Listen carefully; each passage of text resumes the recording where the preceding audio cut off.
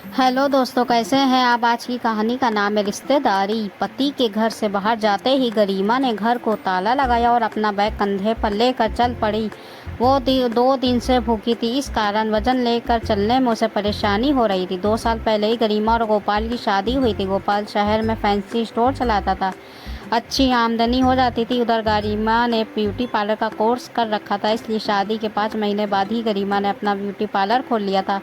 दोनों पति पत्नी मिलकर कमा रहे थे। घर में वो 2 ही लोग ही थे। घर का खर्चा भी ज़्यादा नहीं था, फिर भी वो झगड़ा करते थे और झगड़े का परिणाम ये था कि आज गरिमा घर छोड़कर जा रही थी। 2 दिन पहले दोनों में जमकर लड़ाई हुई थी।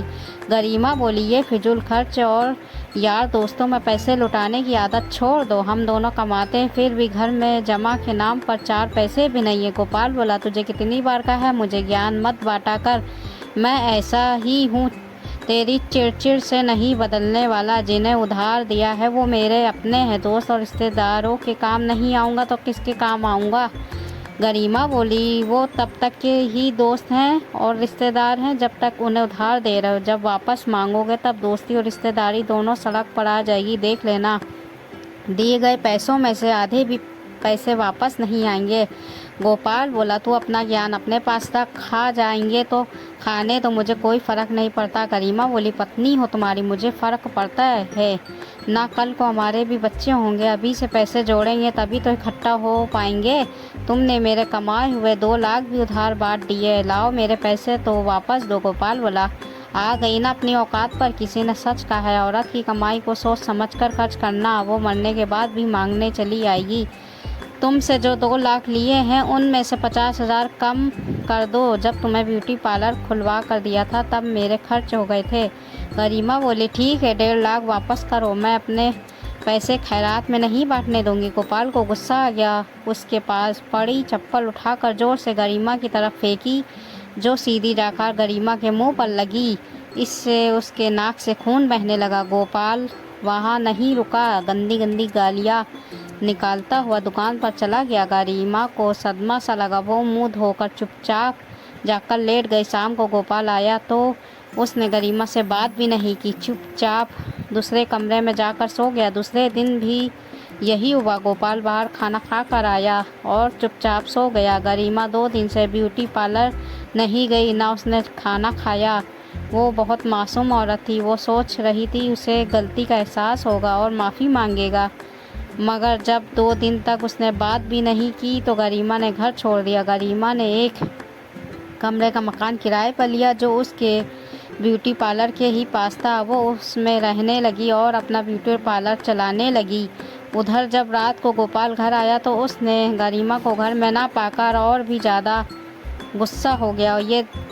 वो ये देखने भी नहीं गया कि वो इस समय कहाँ है। फिर दिन निकलने लगे, महीने गुजर गए, मगर गोपाल ने गरिमा से मिलना तो दूर, ईगो के कारण फ़ोन पर बात भी नहीं की। वो पहले भी दोस्तों के साथ पार्टियां किया करता था, मगर गरिमा के जाने के बाद तो उसने घर को ही दारू का अड्डा बना लिया। अब उसे रोकने टोकने वाला कोई नहीं था।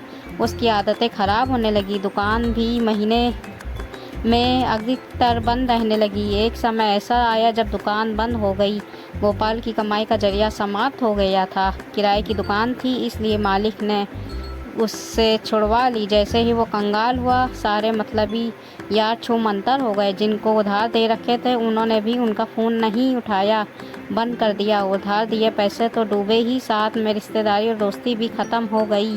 गोपाल जी कहकर प्यार जताने वाले रिश्तेदार और सारी जिगरी यार कहने वाले दोस्त सभी ने मुंह मोड़ लिया। अब उसे पत्नी की बातें याद आ रही थी। उसे अपनी गलती का एहसास हो चुका था, मगर पत्नी के पास जाए तो किस मुंह से जाए। मकान भी किराए का था, उसका किराया भी नहीं भर पा रहा था। एक दिन मालिक मकान ने उसका सामान घर से बाहर फेंक दिया और उसे घर से निकाल दिया। जब सारे दरवाजे बंद हो गए तब कहीं जाकर वो टूटा और गरिमा को फ़ोन मिलाकर बोला, माफ़ कर दे, तू सही थी, मैं गलत था।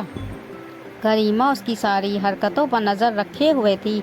वो दौड़ी चली आई, घर का सामान वापस अंदर रखवाया, बकाया किराया भी चुकाया। रात को वो पत्नी से बोला, मुझे छोड़कर क्यों गई? एक चप्पल उठाकर तो मारी थी, तुम भी बदले में मुझे पीट देती। तुम जानती हो मैं बिगड़े हुए बच्चे जैसा हूँ, तुम्हारे बिना तो मैं 2 कदम भी नहीं चल पाता। गरिमा बोली, पत्नी हो तुम्हारी, हक तुम्हारा, पीट लो, भला बुरा कह दो, मगर उसके बाद अपनी गलती तो मानो। अगर तुमसे दूर ना जाती तो तुम्हारी आंखों पर पड़ा चश्मा कैसे उतरता। गरिमा के लौटते ही सब कुछ पहले जैसा हो गया। उसकी दुकान भी फिर से खुल गई और आंखें भी खुल गईं और उसे समझ में आ गया पैसे सोच समझकर उधार देने चाहिए। दोस्तों, पत्नियों की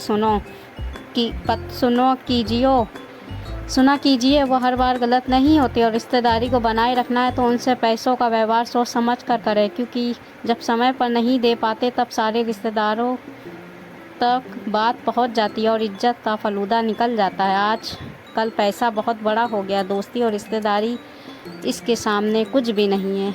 ये कहानी आपको कैसी लगी? अच्छी लगी तो लाइक सब्सक्राइब ज़रूर कीजिएगा।